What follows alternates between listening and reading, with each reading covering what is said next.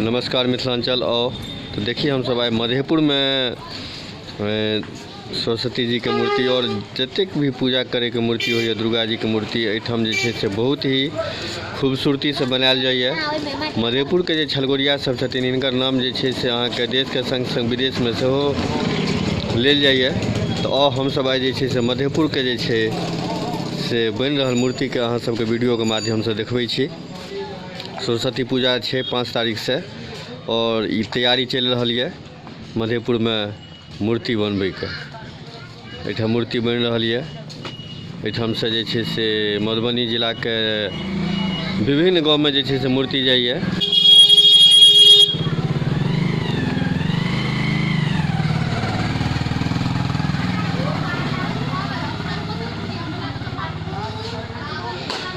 और काफ़ी दूर तक से टोल से खास तो के मूर्तिकार के टोल है।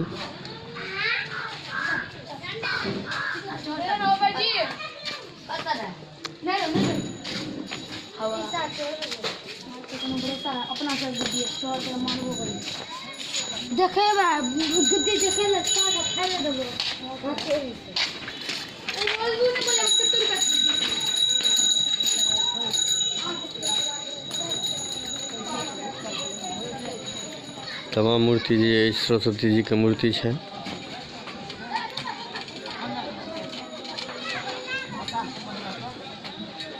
और खास करके विद्यार्थीगण शिक्षकगण से माँ सरस्वती जी के कामना करे, इनकर से आराधना करे।